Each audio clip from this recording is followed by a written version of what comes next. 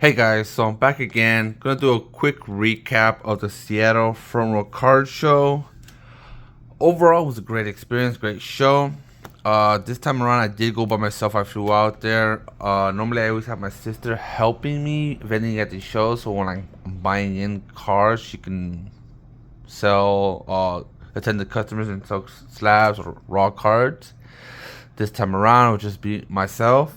So it's kind of like it was pretty busy, so kind of like going back and forth between buying in cards or taking in trades, and then trying to sell at the same time was kind of like tiring. So for the next one, I think I will try to drive out, bring my sister to help me. I do have a lot of shows planned for the next couple of months, small ones and big ones. So hoping to keep it going, keep it rolling, and let's see how we grow. But other than that, yeah, it was a great experience, great show. I flew in Friday evening in the nighttime, around 7. Shout out to Chaotic Cow. He picked me up. He picked me up in the shag wagon. If you know, you know. They picked me up at the old Josh, the old car shop was there. Cal's wife, JLJ. They were all there. Then her wife. Great time. We got to the hotel. Next day we got there pretty early. Started setting up. Well, actually, I was up last night. The Friday of to like 1 in the morning, just pricing out cars. Just because the state of the market we're in right now, everything's just booming. Everything's just going price. Prices are changing constantly. So I held off pricing out cards to the Friday of. So I was up to 1 in the morning pricing out cards. Got up bright and early the next day. And then again, Saturday night to like 1 in the morning, pricing out cards that I bought in for the show the next day. Wasn't as prepared as I wanted to be. Normally, like I say, I always drive out to these shows and have my display case and all this. This time around, I only had one display case. So I was trying to struggle to find some more display cases to, display cards and stuff. Kind of hectic. So I'm just going to plan for better in the next show. Since I'm most likely going to drive, my sister stayed back and did a local one-day show on Sunday. They did pretty well that day, so we'll see how it goes. But yeah, so Saturday was really, really, really, really busy, pretty packed. Sunday, as you expect, it's always slower, but it was constant sales, constant trading, constant buying, so that was good. Just want to go over a little bit of what I did pick up. So these cards right here, let's wait that one for later, actually. So this is some of the stuff that I picked up that did not sell over the weekend. I just didn't have time to put them out. We have a Leafeon V. These top couple of cards, I'm probably going to try to grade them myself. We got the Greninja EX, the promo from Shrouded Fable, Wigglytuff, Full Art, Radiant Charizard, Pikachu Zekrom GX. Look, these cards look pretty clean, so most likely they're gonna get graded. Also, this Charizard EX from Obsidian Flames. They look pretty good, so most likely this will be going to the grading pile. Not that many cards I picked up for grading. It was mainly just picking them raw and selling them raw. We have that. Picked up a lot of 151. Like Saturday, I picked up a bunch, and as soon as I bought them, picked them up. Some people came looking for 151 and just bought almost half of it, and then right after him, some other guy asked, "Hey, do you have more 151?" and then sold a bunch to him. So it was a great weekend. We got the Charizard, we got 2 Blastoise, a Squirtle, and Venusaur SIR, and Articuno EX from Team Plasma? Yeah, Team Plasma. Radiant Charizard. Obsidian Flame Charizard EX, Blastoise, Charmander AR. Like I'm saying, the 151s, I'm always looking to pick them up more. If I can pick them up, even if they're just like not light play, but near mid. And I'm not gonna grade them, I'm just gonna pick them up because they sell pretty good. Got more 151. That's like the main thing I was picking up over the weekend. A bunch of 151. I picked up a bunch and then I sold a lot. So it was a great show for that. Some a Ninetales Anaconda V, Dragonite, Charizard VMAX, Skarmory, 2 Latios, another Radiant Charizard, 2 Suicune Vs, and Regigigas. Like even the Suicune, it's been constantly going up. Like 2 weeks ago, it was like $25. Then like a week ago, it was like $30. And then last weekend was like $40. Crazy how this price is. Scary too, but crazy how these prices are like right now, just going everywhere. Always gotta be careful with that. You don't want to buy too high, and next thing you know, all these stuff crashes. Like you always have that potential. You never know what's gonna happen. What's Crown Zenith was down for a long time because that massive reprint from Sam's Club that you were able to get from there. What, like 14 packs for like $44, which is such a crazy good deal. But now that that pretty much dried up, all the packs have been going up. The cards been going up. The Garatina is like a $500 PSA 10, 500, 550 around there. So it's pretty crazy. Here's some slabs that I did pick up and trade. Not many. I think it was only just 3. But these will most likely be just going to be for hits for my mystery bundles. The lowest thing I always try to have is PSA 8 and higher. So we do have a Reshiram Radiant Collection. This is Legendary Treasure. PSA 9, but it's like $100 in a 9. So that will be a good hit for that. I do have this Zapdos EX Black Star promo from the EX era. PSA 8, but still it's like, what, $60, $70. So that's going to be that for 2 also. And then I got this Crown Zenith Darkrai V-Star PSA 9. But like I said, still will be something good someone pulls out from this. So we got those 3 cards. That's only like 3 regular slabs I bought for, like, you know, my mystery bundles. And then I did have this other stack here. So I picked up what was this Radiant Collection? Yeah, this should be from from Generations. I'm probably gonna keep this just because it has a shiny Gardevoir. I do like picking up shiny Pokemon, so I'm gonna keep that. And then I did pick up this Hydreigon, also a shiny Pokemon. Gonna keep that from a personal collection of shiny Pokemon. And then I did pick up 2 Shadowless Blastoise. They are pretty plain. They might get PSA 3s or PSA 4s. PSA 4s if I'm lucky, to be honest. This might be like a 3 or 2. But I picked them up at a good reasonable price. I think I traded. I forgot what I traded for these. But I did pick them up. And then I did pick up these 3 cards. 3 Pikachu's Rain City promos.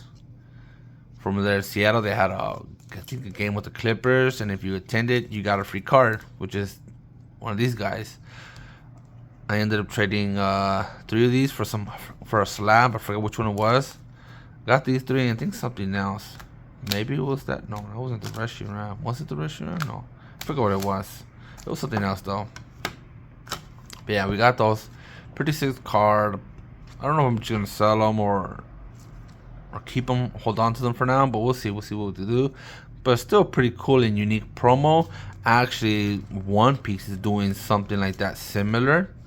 They're doing a collaboration with the Lakers. I think February 28th, I believe, the day before LA Collecticon. They haven't announced they're gonna give a card, but they might give a card. So I don't know if I'll go to the game itself. Kind of expensive, but I might hang around the venue after the game. Hopefully, people are walking out with cards. As they're walking out with cards, I'm gonna just try to pick some of those bad boys up. But that's because that's a pretty cool promotion. So we got those. And then the day I came back, some guy messaged me that I buy stuff from him sometimes. He wanted to sell some slabs and some ETBs. I did pick up these 2 prismatic Pokemon Center ETBs from him. Got 2 of them. The other one right here. Got 2 of those bad boys. And then I picked up these 8 slabs. So I picked up a Rainbow Evolutions from Evolving Skies, PSA 10s. So in general, Evolutions just want to pick up those type of stuff because that's what people are looking for due to all the hype of Prismatic Evolution. So we got those. We got a Rainbow Mew VMAX from Fusion Strike and a Rainbow Mewtwo from Shining Legends.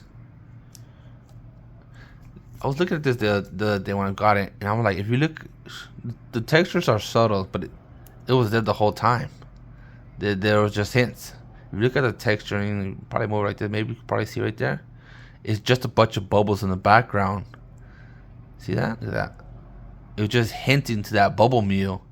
just hinting. We didn't know. We didn't realize it, but this became the Bubble Mew from Hidden Paldean Fates, the shiny Bubble Mew that led to booming Mew, to the booming period of Pokemon. Got that, and then these 3 legendary dogs. It's crazy how at one point they were like what, $70, $80 each one of these. Now they're like over $100, especially the Suicune. Suicune is the most expensive one. But we did pick up all those from that one guy. So quick little buying as soon as we came back. I don't have a show until February 2nd. It's gonna be a 1-day show here in Brea for the regionals, I believe. The regional. So that's gonna be good. Hopefully that's a good show. Then after that, I have one Sunday the 9th, which is another 1-day show. And then I have Collectors Expo over there in Pomona for like the Valentine weekend, which is the 15th and the 16th. So pretty pumped. Hopefully we can keep this going. I do have a PSA submission coming back, but these PSAs have been going pretty slow at bulk. So I gotta see what I'm gonna do. Either gonna be sending some more of the cards, the expensive one, in a higher tier, or just focusing and buying a bunch of raw at around 70 to 80%, hopefully. Picking up stuff like that people like, that are popular, that people are always looking for. So that's probably going to be the main thing I'm going to be doing, buying a bunch of raw too. Grading still, of course, always going to keep grading, but I got to focusing and buying a bunch of raw too, because right now PSA is taking over a month, 2 to 3 months to get your subs back, so I'd rather just have something in the meantime. And raws do sell well. People always look to fill up binder sets, especially like 151, stuff like that. So we're gonna be focusing to do a lot of that, and we'll just see how we keep it going. Hopefully PSA gets back on track. We can get our subs back within the month, maybe a month and a half, but like 2 to 3 months is kind of takes longer, but it is what it is. I should have a PSA. I already got the grades already. I haven't checked it out yet, but this should be coming. It's 119 cards, so hopefully within the week I should get it back, and then from there I'll probably do like a video. I want to see. I got some like an alternate RPSA 9 loot. No, it was a CGC 9, but it was a blue label CGC 9. So it was back when CGC was grading pretty stricter. So I'll crack that bad boy out, sent it over there. Hopefully it gets a 10. If not, we're gonna crack it out and resubmit it again. I do have some alternate arts, some evolution alternate arts from Evolving Skies, which I think is the Glaceon and the Leafeon. And then I do have a Greninja EX SIR from Twilight Masquerade. Some other stuff, so let's see. Hopefully I'm just gonna wait till that submission comes back so I can just get like a real live reaction of the grades I got. I've been getting pretty worried of all the like people posting saying that they're getting wrecked by PSA. It got me worried. Like Catacow and the old car shop both got pretty wrecked in the last PSA sub, so I'm like kind of worried, but we'll see. Is it them? Are they selling cards that are not has a high chance of getting 9? Because of course everyone does says some card that they could most likely will get a 9 but could get a 10. There's always that gamble factor. I always send those cards too, so we'll see what my stuff comes back. I am pretty like diligent on my grades, on my submission. I always look the cards over. Yes, there's always time when you can miss a thing or two, maybe a slight in there that you couldn't see before, but we'll see when my grades come back. We'll just see how they go, to see if they probably just saying not as good cards, but we'll see. A little bit nervous with that. Worst case, I have a bunch of more cards for my mystery bundles, but we'll see. Hopefully we don't get too wrecked. But yeah, that's all for now. Regardless, the front row card shows, they always throw a great show. So I'm looking forward to that. I might, for the future Seattle's, I'm probably just gonna drive to them. It's a bit far from me, but I'm gonna come on my sit and bring my display cases. So I'm already cutting costs on display cases, which if I get 3, that's like $150 for the weekend. And then if I'm bringing my sister, that's what I think for what in April, I think the 16 or 17 or 11 or 12, whatever that weekend that that Seattle is going to be. I was checking the prices like $500 to $600 from LA to Seattle. Like that's insane. Like if I go with my sister, it's like $1,000. Even by myself, it's like $500, which I'd rather just take an extra day or two and drive out there, use that same money on gas, and that way I can just bring all my display cases, bring my rack, bring sealed product, just load up the car and just drive up there and just make the most of the show. So that's what the plan is moving forward is going to be.